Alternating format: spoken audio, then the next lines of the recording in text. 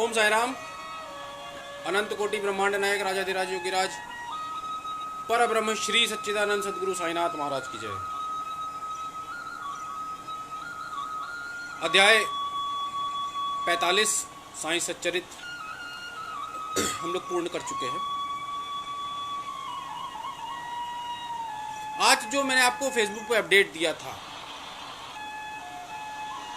कुछ मति भ्रम हो गया था या जो कुछ भी हुआ था, उसमें चेन्न बसप्पा और वीरभद्रप्पा की बात लिख दी गई थी। लेकिन अध्याय 46 की जो चर्चा आती है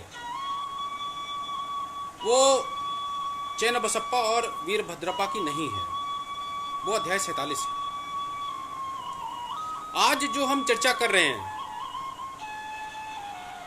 बाबा को जब नाना साहब चांदोरकर जी और काका साहेब दीक्षित जी दोनों की तरफ से एक निमंत्रण मिला था, हम उस कथा की आज चर्चा करेंगे।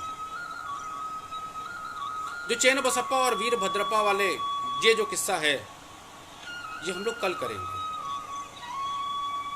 पता नहीं बाबा ने क्या मेरी मति की थी और कि चेन्न बसप्पा और वीरभद्रप्पा की बात छेड़ दी गई थी। कहीं बाबा ऐसा तो नहीं चाह रहे हैं कि आज का ये जो अध्याय है इसके साथ ही हम चेन्न बसप्पा और वीरभद्रप्पा की भी चर्चा करें? ऐसा होना तो नहीं चाहिए। तो आइए हम लोग अध्याय 46 की जो चर्चा है उसको हम प्रारंभ करते हैं। हम लोग ये देख चुके हैं कि बाबा की महासमाधि हो चुकी है। बाबा साकार से निराकार रूप में परिवर्तित हो चुके हैं। बाबा के जो भक्त हैं, बाबा के जो सेवक हैं, जो भी बाबा से दिल से जुड़ा हुआ है, उन्हें बाबा जो है वो प्रत्यक्ष अनुभव देते रहते हैं। इसमें लेश मात्र भी संदेह की बात नहीं है। हम सब जितने भी साईं सेवक हैं, साईं भक्त हैं, वो सब बाबा से इसलिए जुड़े हैं क्योंकि हमारे अपने जीवन में बाबा ने कोई ना कोई ऐसा चमत्कार किया हुआ है जिसने हमको बाबा से उस डोर से बांध दिया है। तो ऐसे हमारे सदगुरु साईनाथ महाराज हैं। ये जो अध्याय है ये बाबा की सर्वज्ञता पे ही है। और जैसा कि काफी बार इस कार्यक्रम में चर्चा की जा चुकी है, काफी बार इस कार्यक्रम में चर्चा की जा चुकी है कि साईं सच्चरित का प्रत्येक अध्याय जो है वो बाबा की सर्वज्ञता को दिखाता है। बाबा की सर्वज्ञता अगर हम देखें तो अध्याय 1 से देखें और अध्याय 50 या 51 तक अगर हम देखें तो हमको प्रत्येक अध्याय में बाबा की सर्वज्ञता ही दिखाई देती है। हमारे बाबा जो हैं वो सर्वशक्तिमान हैं, सर्वज्ञ हैं, क्योंकि हमारे बाबा जो हैं वो परब्रह्म हैं। ये जो कथा जो इस अध्याय में आपको प्रारंभ की जाती है कथा, इसके पहले बाबा ने ये आपको समझाया है कि जो आपके राजसी और तामसी गुण हैं, जब आप भक्ति करते हैं तो आपके जो सात्विक गुण हैं उनका जो है वो उत्थान होता है। जब आपकी भक्ति जो है वो थोड़ा निम्न स्तर की हो जाती है तो आप राजसी और तामसी वृत्तियों में फंस जाते हैं। ये एक भव सागर का जंजाल है। ये भवसागर का एक जंजाल है। इसमें मनुष्य योनि में आने के बाद हमें क्यों फंसाया जाता है? हमें इसलिए फंसाया जाता है कि अगर हम उस परम पिता परमेश्वर की इस वाली कार्य प्रणाली को समझ लेंगे तो हम सब लोग जो है वो निश्चित रूप से अपने मोक्ष की तरफ बढ़ जाएंगे। और अगर सब लोग अपने मोक्ष की तरफ बढ़ गए तो क्या होगा? हमें इस जीवन मृत्यु के चक्र से जो है वो मुक्ति मिल जाएगी। तो इसीलिए ये जो भव सागर है ये हमारे सामने बहुत सारी उलझने लाता है कि हम इन उलझनों में फंसे, पाप कर्म करें, और जब हमारे पाप कर्म जो हैं वो हमारे पुण्य कर्मों से ज्यादा हो जाते हैं तो फिर उन 84 लाख योनियों में हम भटकना प्रारंभ कर देते हैं। जो पहली कथा इसमें आपको बताई जा रही है वो गया यात्रा की बताई जा रही है। बताया जाता है कि बाबा से जब काका साहेब दीक्षित जी का परिचय हुआ था तो ये तो हमको पता है कि नाना साहब चांदोरकर जी का परिचय जो है वो काका साहेब दीक्षित जी से पहले हुआ था, क्योंकि काका साहेब दीक्षित जी को जब पैर की दिक्कत हो गई थी, जब वो ब्रिटेन में थे, इंग्लैंड में, और जब वो मुंबई आए थे तो वो नाना साहब चांदोरकर जी से ही मिले थे, और नाना साहब चांदोरकर जी के सलाह पे ही वो शिरडी आए थे बाबा के दर्शन के लिए। तो काका साहेब दीक्षित जो थे उन्होंने बाबा से जब मुलाकात की थी, जब भेंट की थी, लगभग उसी समय नाना साहब चांदोरकर जी ने भी शिरडी में बाबा से भेंट की थी। काका साहब दीक्षित जी ने किस लिए भेंट की थी कि उनका जो ज्येष्ठ पुत्र था जिसका नाम बापू था, उसका नागपुर में उपनयन संस्कार होना था, और नाना साहब चांदोरकर जी के साथ क्या था कि उन्हें अपने पुत्र के लिए, विवाह के लिए ग्वालियर में बाबा को आमंत्रण देना था।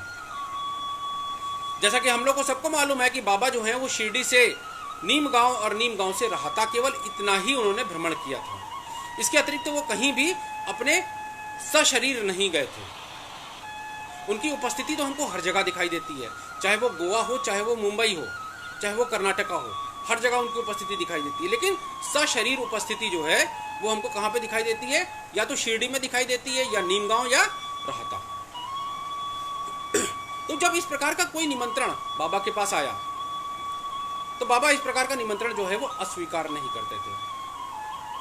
उन्होंने अपने प्रतिनिधि के रूप में श्यामा जी को नियुक्त किया कि श्यामा, तुमको जाना है, तुमको नागपुर भी जाना है, तुमको ग्वालियर भी जाना है। अब ये जो निमंत्रण था ये बहुत ही उनके पास प्रेम पूर्वक था, और उन्होंने दोनों ने ये कहा बाबा से कि नहीं बाबा, आपको ही पधारना है। अब बाबा की सर्वज्ञता यहाँ पे वो लोग नहीं समझ पा रहे हैं। तो बाबा के जो वचन थे, बाबा ने क्या कहा था उस समय? बाबा ने कहा था कि बनारस और प्रयाग जब निकल जाएगा, बनारस और प्रयाग जब निकल जाएगा तो तुमसे पहले मैं गया पहुंच जाऊंगा। बहुत बड़ा अर्थ था इसमें। अब श्यामा जी जो हैं वो प्रस्तुत होते हैं यात्रा के लिए, और श्यामा जी के साथ कौन जाता है? हमारे भैया जी अप्पा जी कोते पाटिल जी। कौन से भैया जी अप्पा जी कोते पाटिल? जिनके कांधे पे बाबा ने अंतिम श्वास ली थी। तो ये दोनों जो हैं, ये दोनों उद्यत होते हैं, मीन्स तैयार होते हैं जाने के लिए। इनका जो सफर है वो प्रारंभ होता है। ये लोग सबसे पहले नागपुर पहुंचते हैं। नागपुर में कौन थे? काका साहेब दीक्षित जी थे। काका साहेब दीक्षित इनको देख के बहुत प्रसन्न हो जाते हैं। श्यामा जी को उन्होंने खर्चे के लिए 200 रुपए दिए। 200 रुपए उस समय बहुत बड़ी राशि होती थी।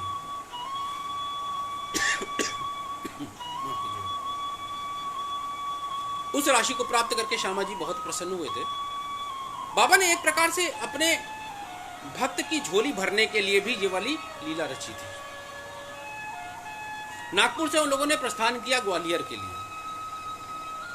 ग्वालियर में उनका सम्मान किया नाना साहब चांदोरकर जी ने, और नाना साहब चांदोरकर जी के साथ जो उनके संबंधी थे जठार जी, उन्होंने भी उनकी आवभगत की।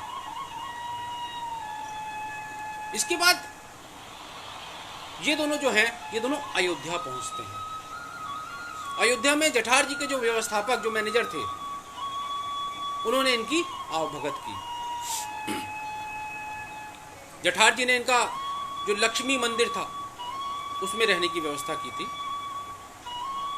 और बताया ही जाता है कि काशी में, अयोध्या में ये लगभग 15 दिन और काशी में लगभग ये 2 महीने इन्होंने प्रवास किया था। और ये जो प्रवास का समय था ये इनके लिए बहुत ही ज्यादा सुखद था। सुखद क्यों था? क्योंकि बाबा की जो कृपा थी वो इनके साथ साथ चल रही थी। तो काशी मतलब जो बनारस है, जो भगवान शिव शंकर की नगरी है। और जैसे हमारे पास जो हमारे गोवा से गुरु भाई और गुरु बहन लोग आए थे पिछले पारायण में, तो उन्होंने भी इन्हीं 2 जगह जाने का एक इरादा अपना दिखाया था। उन्होंने ये कहा था कि अगर हम काशी जा सकें और अगर हम अयोध्या जा सकें, तो इस प्रकार से हम एक बार फिर से कह सकते हैं कि उनकी भक्ति जो है वो साईं सच्चरित्र के हिसाब से चलती है। तो उसी प्रकार से बनारस में इन्होंने 2 महीने व्यतीत किए। बाबा की असीम कृपा रही। इनका जो प्रवास है वो बहुत ज्यादा सुखद रहा। काशी से जब ये लोग निकले, ट्रेन से निकले, और जब ये ट्रेन से निकले तो इनको पता लगा कि गया में प्लेग फैल रहा है। ये लोग घबरा गए। जब ये लोग गया स्टेशन पर उतरे तो वहां पर एक इनको पंडे मिले। पंडे कौन होते हैं? जो पूजा और रहने की व्यवस्था कराते हैं। उनसे इन्होंने पूछा कि महाराज क्या यहां पे प्लेग जो है वो फैल रहा है? अब बाबा की लीला देखिए आप। इन्होंने क्या कहा कि नहीं, ऐसी कोई भी समस्या यहां पर नहीं है, और अगर आप लोग निश्चिंत होना चाहते हैं तो आप मेरे घर चलिए। बाबा की लीला, कोई पंडा क्यों किसी को अपने घर ले जाएगा, लेकिन कुछ ऐसा अवश्य वहां पे होना था। कुछ ऐसा अवश्य वहां पे होना था।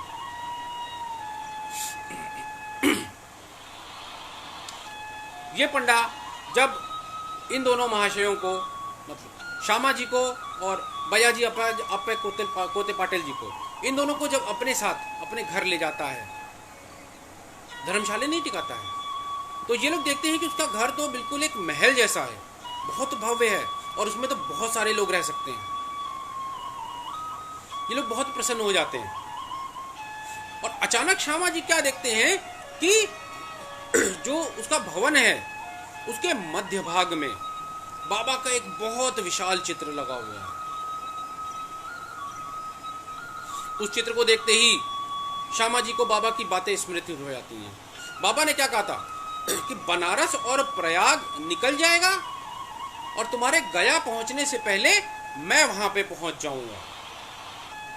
ये बाबा के वचन थे। और देखिए बाबा जो है वो चित्र रूप में, बाबा चित्र रूप में बहुत लोगों के सामने आ चुके हैं। हेमाड पंत जी के सामने आ चुके हैं, अप्पा कुलकर्णी जी के सामने आ चुके हैं। उसी प्रकार से ये जो गया के पंडे थे, इनके घर भी बाबा जो है वो चित्र रूप में पहले ही पहुंच चुके थे। श्यामा जी बहुत द्रवित हो गए, इतने ज्यादा द्रवित हो गए कि उनकी आंखों से अश्रु फूट पड़े। अब ये जो पंडे महाराज थे, ये क्या सोच रहे थे? जो हैं वो प्लेग के फैलने से डर गए हैं। उन्होंने उनको सांत्वना देनी शुरू करी। जब सांत्वना देनी शुरू करी तो श्यामा जी ने बिल्कुल पलट के उनसे पूछा कि महोदय ये चित्र आपको कहां से मिला? उन्होंने कहा कि मेरे 200-300 कारिंदे जो हैं वो मनमाड़ और कोपरगांव की तरफ से हैं, और वहीं पर एक शिरडी गांव है जहां पर साईं बाबा रहते हैं। मैं साईं बाबा के दर्शन करने गया था, मुझे बहुत दिव्य दर्शन हुए। श्यामा जी ने, बाबा जी ने अपने अंतरंग भक्त श्यामा जी से कहा कि मुझे अपने घर ले जाएं अतिथि बनाकर। जब मैं श्यामा जी के घर पहुंचा तब मैंने ये चित्र देखा, और इस चित्र को देखने के बाद मेरे मन में जो लालसा उत्पन्न हुई थी कि ये चित्र मुझे मिल जाए, बाबा ने मेरी वो लालसा समझ ली और श्यामा जी को आदेशित किया कि ये वाला चित्र जो है वो आप इनको दे दीजिए, दान कर दीजिए। और इस प्रकार से वो चित्र जो है वो मेरे साथ गया आ गया। अब श्यामा जी को सारी बातें जो है वो स्मृत हो गई। उनको याद आ गया कि हाँ, ये पंडित जी तो आए थे शिरडी और ये मेरे घर में भी ठहरे थे। और जिस समय गया के वो जो पंडित थे, उनको जिस समय इस चीज का ज्ञान हुआ कि जो उनके अतिथि बन के खड़े हैं ये श्यामा जी हैं, वो बहुत प्रसन्न हो गए। दोनों खूब गले मिले और उसके बाद वो जो गया के पंडित जी थे उन्होंने बिल्कुल बादशाही ढंग से श्यामा जी का स्वागत किया। श्यामा जी का ही नहीं, हमारे अप्पा जी कोते जी पाटिल जी का भी, इन दोनों का जो है वो बादशाही ढंग से उन्होंने स्वागत किया। और उसके बाद बताते हैं कि वो स्वयं तो पालकी पे बैठे और श्यामा जी को उन्होंने हाथी पे बैठा के पूरा नगर जो है उसका भ्रमण कराया।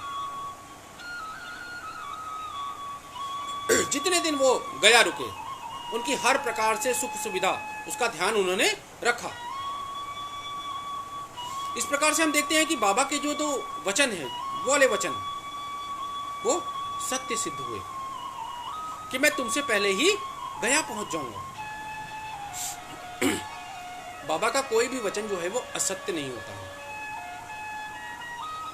बाबा अपने सभी भक्तों से बहुत प्रेम करते हैं, पहले भी करते थे, अब भी करते हैं। और चाहे बाबा का चित्र ही हमारे सामने हो, लेकिन हम बाबा के चित्र को भी बाबा का स्वरूप मानते हैं।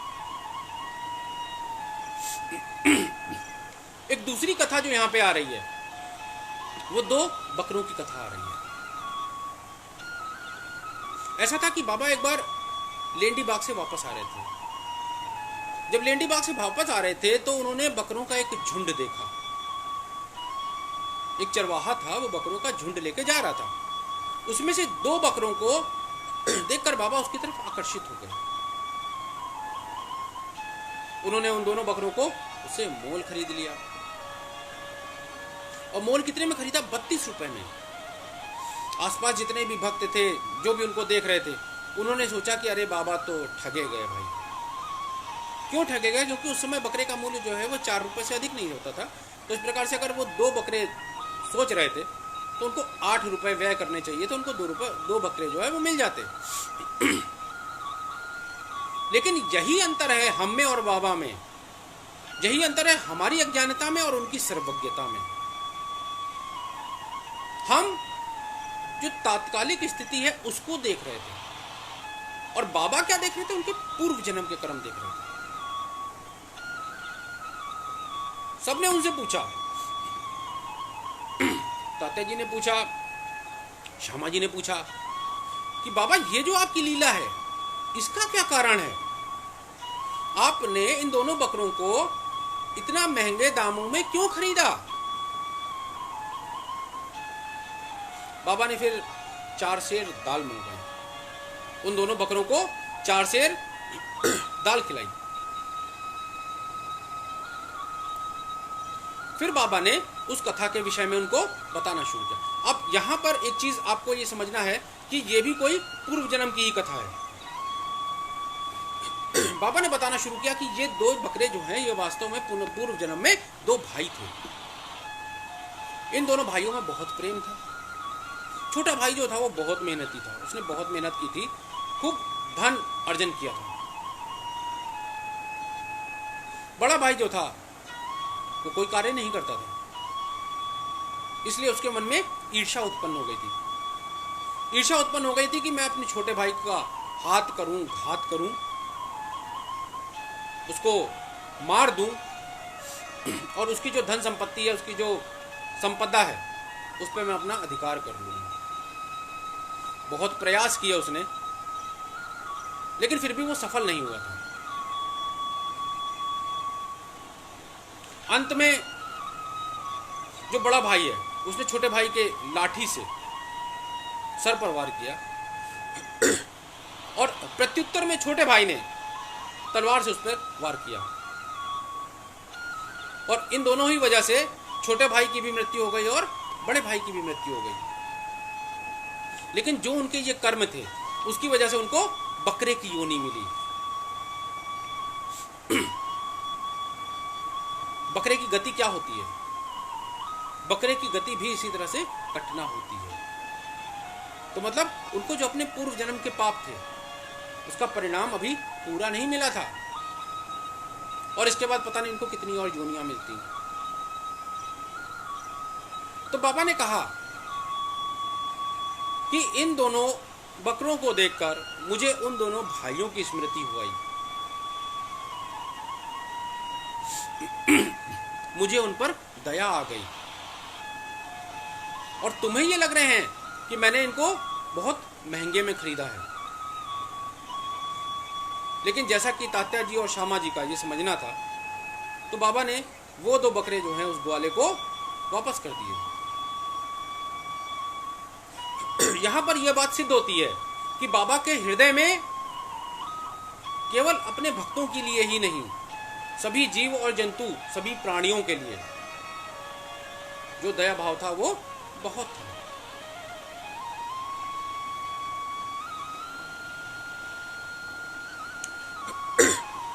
अभी हमारे पास समय काफी है, लेकिन फिर भी हम वीरभद्रप्पा और चेन बसप्पा की कहानी का प्रारंभ, कथा का प्रारंभ आज नहीं करेंगे। ये जो कथाएं अभी आपके सामने हुई हैं, जिसमें गया यात्रा और बकरे की कथा, ये दोनों कथाएं आपके सामने आई हैं, तो इनसे हमको एक चीज बहुत स्पष्ट रूप से दिखाई देती है कि हम जो हैं वो बाह्य दृष्टि रखते हैं और बाबा जो हैं वो अंतर्दृष्टि रखते थे। अंतर्दृष्टि जो था, बाबा ने जो 10 गुण बताए थे, जो अंतर्मुखी और अंतर्दृष्टि की बात होती है, तो बाबा ने जो 10 गुण बताए थे ब्रह्म ज्ञान के लिए, उसमें से एक अंतर्मुखी था। और चूंकि हमारे बाबा जो हैं वो पर ब्रह्म हैं, उनको किसी भी चीज को हासिल करने के लिए कोई विशेष प्रयास नहीं करने पड़े, क्योंकि उनके ऊपर गुरु कृपा थी। इस संबंध में भी पिछले कई अध्यायों में हम लोग चर्चा कर चुके हैं। गुरु कृपा कुछ उनके ऊपर ऐसी थी कि उन्हें कोई भी विशेष प्रयास नहीं करना पड़ा था। इसी प्रकार से अगर हम अपने गुरु साईनाथ महाराज के निकट पहुंच जाएं, तो उनकी कृपा पाने के लिए भी कोई हमको विशेष प्रयास नहीं करने पड़ेंगे। हाँ, बाबा जो हैं वो हमारी पात्रता जरूर देखेंगे, और एक बार अगर हमारी पात्रता सुनिश्चित हो गई तो फिर वो रहमत की बारिश कैसी होगी, वो हम में से जितने लोग भी इस कार्यक्रम में जुड़े हैं उनको एहसास नहीं होगा। बाबा देते हैं तो बहुत देते हैं। बाबा आपकी श्रद्धा और सबूरी को देखते हैं। आपकी श्रद्धा और सबूरी के हिसाब से आपकी पात्रता जो है उसको तय किया जाता है। अगर आपके साथ कोई कठिनाई आती है तब आपकी श्रद्धा देखी जाती है। जैसे बहुत सारे ऐसे भक्त होते हैं जो कहते हैं कि बाबा ये हमारे साथ ही क्यों हुआ, तो आप लोग ये समझिए कि वो उस समय आपकी परीक्षा चल रही होती है।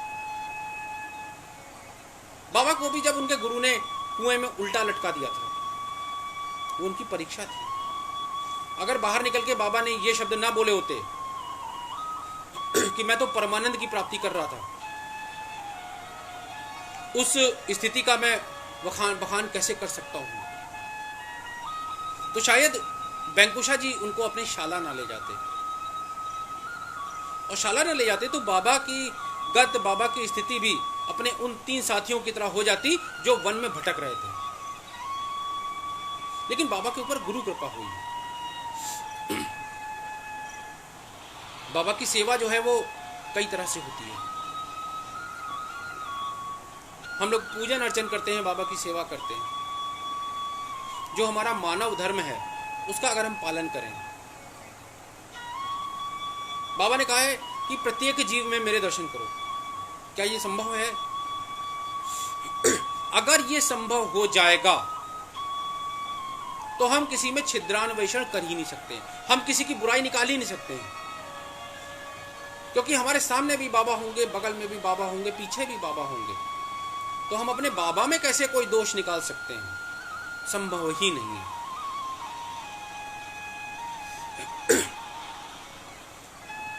अध्याय 46 की चर्चा यहां पर पूर्ण रूप से समाप्त होती है, और अब एक छोटा सा प्यारा सा साईं भजन। इसकी जो राग है वो मुझे बहुत प्रिय है। मैं मांगता तुझसे मेरे साईं।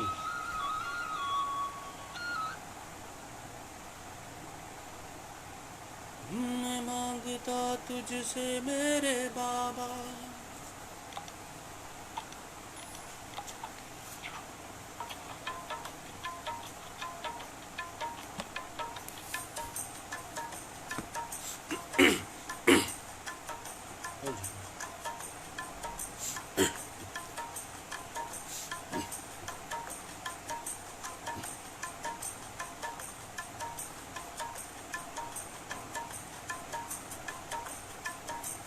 मैं मांगता तुझसे मेरे साईं वो चीज मुझको जरूर देना।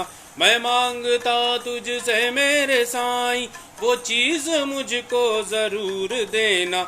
मिले जमाने की सारी खुशियाँ मगर न मुझको गरूर देना। मिले जमाने की सारी खुशियाँ मगर न मुझको गरूर देना। ना देना चाहे कुबेर का धन, ओ ना देना चाहे कुबेर का धन मगर सली का सहूर देना। ना देना चाहे कुबेर का धन मगर सली का सहूर देना। उठा के सर जी सकूं जहां में बस इतनी इज्जत जरूर देना।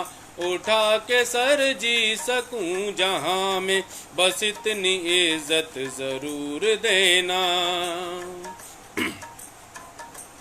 ना बैर कोई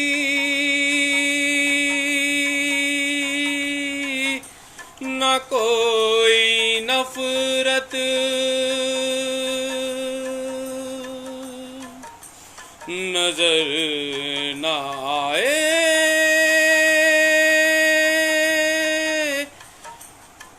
कहीं बुराई,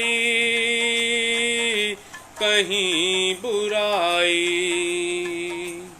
ना बैर कोई ना कोई नफरत, नजर ना आए कहीं बुराई। ना बैर कोई ना कोई नफरत, नजर ना आए कहीं बुराई। हर एक दिल में तू दे दिखाई मेरी नजर को वो नूर देना। हर एक दिल में तू दे दिखाई मेरी नजर को वो नूर देना। मैं मांगता तुझसे मेरे साईं वो चीज मुझको जरूर देना। मैं मांगता तुझसे मेरे बाबा वो चीज मुझको जरूर देना। मिले जमाने की सारी खुशियाँ मगर न मुझको गरूर देना। मिले जमाने की सारी खुशियाँ मगर न मुझको गरूर देना। बड़ी न मांगू मैं चीज तुमसे, है जितनी औकात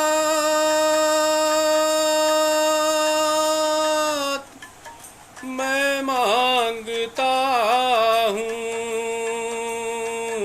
मैं मांगता हूँ। बड़ी न मांगू मैं चीज तुझसे, है जितनी औकात मैं मांगता हूँ। बड़ी न मांगू मैं चीज तुझसे, है जितनी औकात मांगता हूँ। जो भाव दुख ने दिए हैं दिल में, जो भाव दुख ने दिए हैं दिल में, वो सुख की मरहम से पूर देना। जो भाव दुख ने दिए हैं दिल में, वो सुख की मरहम से पूर देना। मैं मांगता तुझसे मेरे बाबा वो चीज मुझको जरूर देना। मैं मांगता तुझसे मेरे साईं वो चीज मुझको जरूर देना। मिले जमाने की सारी खुशियाँ मगर न मुझको गरूर देना, मिले ज़माने की सारी खुशियाँ, मगर न मुझको गरूर देना। न देना चाहे कुबेर का धन, मगर सलीका सहूर देना। न देना चाहे कुबेर का धन, मगर सलीका सहूर देना। उठा के सर जी सकूं जहां में, बस इतनी इज्जत जरूर देना। उठा के सर जी सकूं जहां में, बस इतनी इज्जत जरूर देना। मैं मांगता तुझसे मेरे बाबा, वो चीज मुझको जरूर देना।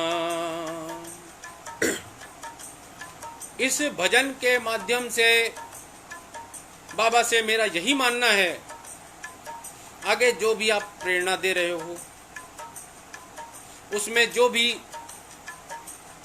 आपकी अनुमति, आपकी स्वीकृति, आपका आशीर्वाद रहे। आप जितनी भी कीर्ति, यश, ऐश्वर्य देना चाहें दीजिए, लेकिन मन में अहंकार मत देना बाबा। ये अहंकार जो है, ये सब कुछ नष्ट कर देता है, ये सारे संबंध नष्ट कर देता है, जो हमारे भाव होते हैं वो नष्ट कर देता है, और हमारे पाप कर्मों को बढ़ा देता है। तो बाबा बस यही आपसे मांगना है, अगर हमको मोक्ष देना है तो हमारे मन में अहंकार मत देना, समदर्शी बना देना, समतोल बना देना। आप समदर्शी हैं, आप समतोल हैं, वैसे ही कुछ गुण, चाहे तो एक छटाक, वो मेरे अंदर भी डाल देना, जिससे कि मुझे कभी अपने ऊपर वो मान ना हो, वो अभिमान ना हो, जो कि मुझे नीचे की तरफ ले जाए। मेरी आपसे केवल एक ही गुजारिश है बाबा, आपकी कीर्ति, आपका यश जितना भी अपने वचनों के माध्यम से मैं फैला सकूं, उतनी मुझको ताकत देना। ऐसे ही कुछ वचनों के साथ और ऐसे ही कुछ कामनाओं के साथ, और आप सब जितने लोग भी इस कार्यक्रम में जुड़े हैं, सभी साईं भक्त, सभी के लिए यही कामना करता हूं कि आप सब लोग सुखी रहिए, संतुष्ट रहिए, बाबा की सेवा में रहिए, बाबा के प्रिय बन के रहिए। और आप सबसे भी मेरा यही कहना है कि अहंकार को कभी अपने अंदर मत लाने दीजिए, कभी भी। ये अहंकार जो है, ये हमें जड़ से नष्ट कर देता है, ये हमारे उस स्तंभ को खोखला बना देता है। मान सम्मान सभी की चाह होती है, लेकिन उस मान सम्मान में अगर अहम आ जाता है तो वो मान सम्मान जो है वो बेकार हो जाता है। बस बाबा के इन्हीं वचनों के साथ आज का ये कार्यक्रम जो है उसको मैं समाप्त करता हूं, और कल आपके साथ निश्चित रूप से चैन बसप्पा और वीरभद्रप्पा, ये जो सर्प और मेढक वाली कथा थी, ये भी बड़ी विचित्र कथा थी कि किस प्रकार से सर्प और मेढक बने। उसके पहले सेठ थे, सेठ और उनकी पत्नी थी, उसके बाद एक मंदिर के पुजारी की कन्या हो गई, और एक ब्राह्मण के घर में पुत्र हो गया, और एक मंदिर का सेवक हो गया। उसके बाद बाबा की लीला। ओम साईं राम। आप सब लोग संतुष्ट रहिए, सुखी रहिए।